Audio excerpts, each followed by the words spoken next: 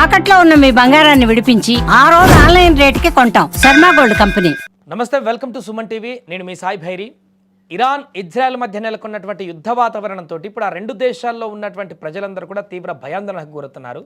మనం ఇజ్రాయెల్ నుంచి అక్కడ తాజా పరిస్థితి ఏ రకంగా ఉందో మనం లైవ్లో తెలుసుకునేటువంటి ప్రయత్నం చేద్దాం. ప్రస్తుతం అక్కడ ఇజ్రాయెల్లో మన తెలుగు వ్యక్తి శౌర్య గారు ఉన్నారు, వ్యాఖ్యాత. వారు అక్కడే ఉన్నారు. అక్కడ ఏం జరుగుతుందో పూర్తి వివరాలు కూడా తెలుసుకునేటువంటి ప్రయత్నం చేద్దాం.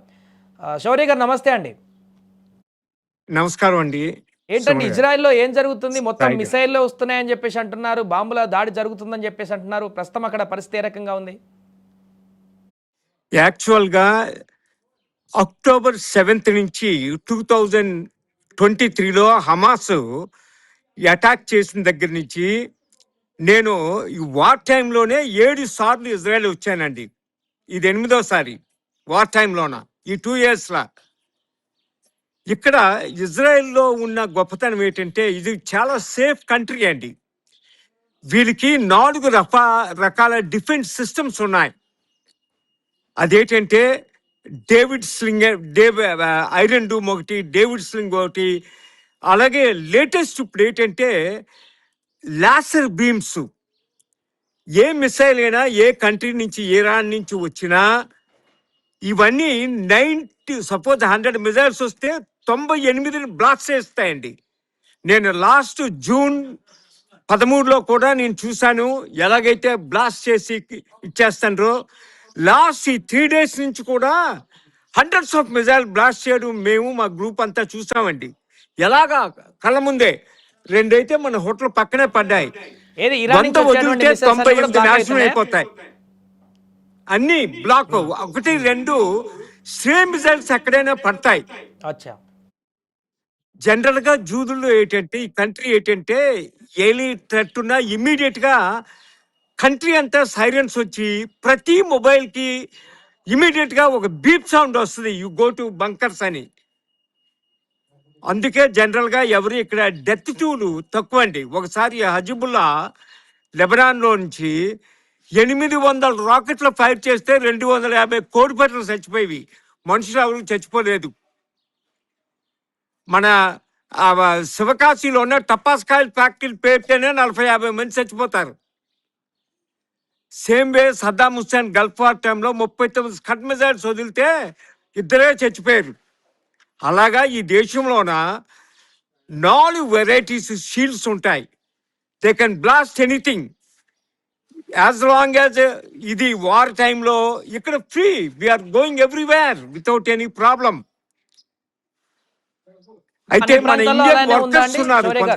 ఇజ్రాయెల్ మొత్తం అన్ని ప్రాంతాల్లో అలానే ఉందా, లేకుంటే ఇజ్రాయెల్ మొత్తంలో కూడా అన్ని ప్రాంతాల్లో కూడా అలాగే ఉందా సేఫ్ గా, లేకుంటే కొన్ని ప్రాంతాలు ఆల్మోస్ట్ బెర్షం, మనకి కాశ్మీర్ నుంచి కన్యాకుమారి, కచ్ నుంచి కోహిమా అంటాం కదా, అలాగా వీళ్ళకి డాన్ నుంచి Beersheba, mount of dead sea of Galilee నుంచి మెడిటరేనియన్ సీ, మొత్తం ఈ దేశం అంతా కూడా 21,800 స్క్వేర్ కిలోమీటర్స్. మొత్తం దేశం అంతా సేఫ్ అండి. అయితే ఎక్కడైతే ఈ మిసైల్స్ బెర్షవా అని అది సౌత్లోన డిజర్ట్ ప్లేస్లు, అక్కడ ఒకసారి ఓ హాస్పిటల్ని కొట్టింది. అప్పుడే ఎవరో చచ్చిపోయారు తప్ప తర్వాత nothing is not death tools. ఇప్పుడు ఈ 100 వదిలితే 2 ఎప్పుడైతే 2 స్ట్రక్ అవుతాయో అవి ఎవరినో పైన ఉన్నోళ్ళని ఇంజురీస్, గాయాలు తప్ప జనరల్గా కంట్రీ అంతా సేఫ్ అండి. అందుకే ఇక్కడ మనం ఉన్న మన తెలుగు కానీ ఇండియన్ వర్కర్స్ కానీ ఒక 60,000 మెంబర్స్ ఉన్నారు ఇక్కడ. వాళ్ళు ఎవరు కూడా బ్యాక్ వెళ్ళిపోవడానికి ఇచ్చారు మన గల్ఫ్ స్టేట్స్ లాగా. లేక గల్ఫ్ స్టేట్లో Kuwait, ఖతారు, Bahrain, UAE, Saudi Arabia, ఈ అరబ్ గల్ఫ్ స్టేట్లో జనాలు జడిసిపోయి ఇంటికి రావడానికి చూస్తారు. కానీ ఇక్కడ ఉన్న చూడరండి. ప్రధానంగా యుద్ధం జరుగుతుంది ఇరాన్ ఇజ్రాయెల్ వద్ద. బట్ మీరు ఇజ్రాయెల్లో సేఫ్ గా ఉంది, అంత బాగానే ఉందని చెప్పేసి అంటున్నారు. కానీ మిగతా గల్ఫ్ దేశాలన్నింటిలో మాత్రం, అవును, మిగతా గల్ఫ్ దేశాల్లో భయాందోళనకు గురవుతూ వారు బయటికి వెళ్ళడానికి ప్రయత్నాలు చేస్తున్నారు. మన తెలుగు వారు కూడా ప్రయత్నం చేస్తున్నారు. మన ఇండియన్ గవర్నమెంట్ కూడా మినిస్ట్రీ ఆఫ్ ఎక్స్టర్నల్ అఫైర్స్ ఏమంటే చెప్తుంది, మీరు అందరూ కూడా 450 kilometers ట్రావెల్ చేసి మస్కట్ ఎయిర్పోర్ట్కి వచ్చేయండి, అక్కడి నుంచి తీసుకెళ్తామని చెప్తున్నారు. అయితే ఇక్కడ అలాంటి పరిస్థితి ఏమి లేదండి. Israel is a very safe country. కానీ వి సా ద వార్. ఆ మీద నుంచి వెళ్తుంటే ఎలాగా వీళ్ళు బ్లాస్ట్ చేస్తున్నారనేది మనకి దీపావళి టైంలో బాంబులు పేలుతాయి కదా, అలాంటి సౌండ్లు ఎక్కడో పడుతుంటాయి, కానీ జన నష్టం మట్టుకు ఎక్కడ లేదు.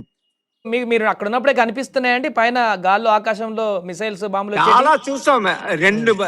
3 రాత్రులు కంటిన్యూస్ గా చూసాం ఫైరింగ్, నైట్ డే కూడానా.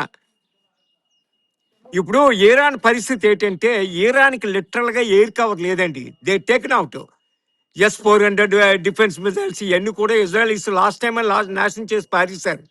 ఇరానుకి ప్లేన్లు లేవు ఇజ్రాయెల్ మీద దాడి చేయడానికి, బాంబులు వేయడానికి. అయితే ఇజ్రాయెల్కి F-35s, F-22 ర్యాప్టర్స్ ఇవన్నీ ఉన్నాయి.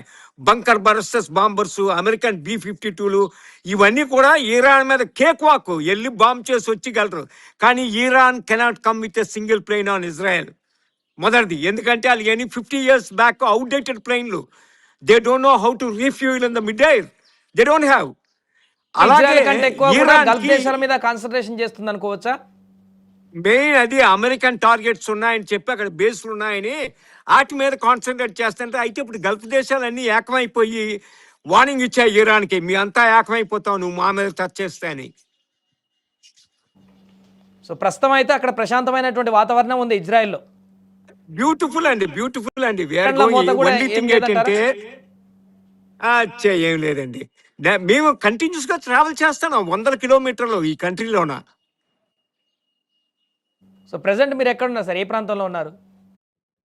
ఎగ్జాక్ట్ గా నబ్లుస్ అంటే నార్త్ కి సౌత్ కి మధ్యన మధ్యప్రదేశ్ లాంటి మన ఇండియాలోన మధ్యప్రదేశ్ లో ఉన్నాం అనమాట. నబ్లుస్ ఇది పాలస్తీనియన్ హెడ్ క్వార్టర్స్, మౌంట్ గెరాజిము దీని పేరు. బైబిల్లోన జాన్స్ గాస్పెల్ 4th chapter లో మెన్షన్ అయి ఉంటది ఇది. అక్కడ ఇజ్రాయెల్ ప్రభుత్వం ఏమన్నా అక్కడ ఉన్నటువంటి పబ్లిక్ కానీ వారికి కానీ ఏమన్నా చెప్తుందా, ఏమైనా అటెన్షన్ చేస్తుందా అండి? అరే every time anything is there immediately they will instructions. ఒకవేళ నిన్న రాత్రి 700 మిసైల్స్ హజిబుల్లా వదిలింది లెబనాన్ నుంచి. 700 అవి నాకౌట్ చేసి పారేశారు మొత్తం అంతానా. అది నాకౌట్ చేయడం కాకుండా ఇజ్రాయెల్ జెట్స్ వెళ్ళి హజిబుల్లా వదిలినటువంటి ఇజ్రాయెల్స్ మిసైల్స్ లెబనాన్ నుంచి దానివల్ల నష్టం లేదు, ఒకరు కూడా చచ్చిపోలేదు. ఇంపాక్ట్ ఏం లేదు ఇజ్రాయెల్లో. నథింగ్.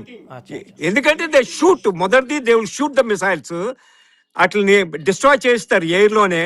సెకండ్ ఏమంటే చేస్తారు, ఇజ్రాయలీ జెట్స్ వెళ్ళి ఎక్కడి నుంచి అయితే మిసైల్స్ వచ్చాయో ఆ మిసైల్ బేసిస్ మీద నాశనం చేసి పారేస్తాయి.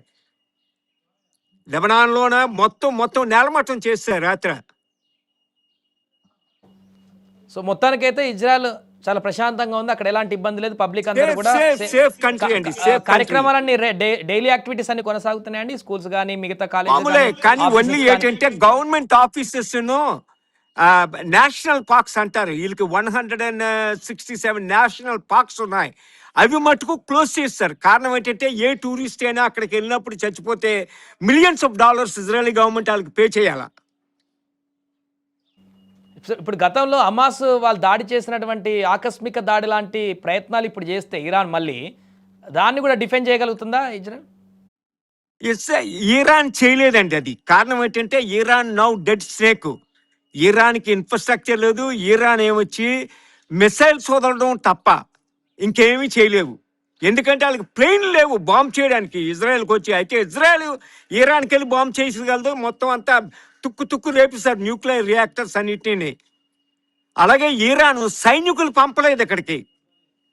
అదే ఇజ్రాయలీస్ కావాలనుకుంటే they go inside Iran. World's top most commandos అండి వీళ్ళు. ఒక Israeli commando equivalent to 19 US Marines. So Israel is having a world's top class ఇది commandos. Right, thank you sir. So మొత్తానికి అది ఇజ్రాయెల్లో చాలా ప్రశాంతమైనటువంటి వాతావరణం ఉన్నట్టుగా చెప్తున్నారు. అక్కడ లైవ్లో మనం ఇప్పటివరకు చూస్తాం. అక్కడ ఇరాన్ చేస్తున్నటువంటి దాడిలో ఎలాంటి ఇంపాక్ట్ కల్పించట్లేదు ఇజ్రాయెల్లో. అక్కడ ప్రజలందరినీ కూడా చాలా సేఫ్గా ఉంచింది ఇజ్రాయెల్. అంటే వచ్చేటువంటి మిసైల్స్ కానీ ఇరాన్ నుంచి వచ్చేటువంటి ప్రతి దాడిని కానీ గాలిలోనే తిప్పికొడుతూ డిస్ట్రాక్ట్ చేస్తుందంటూ కూడా అక్కడ ఉన్నటువంటి ప్రత్యక్ష సాక్షి మనకు చెప్తున్నారు.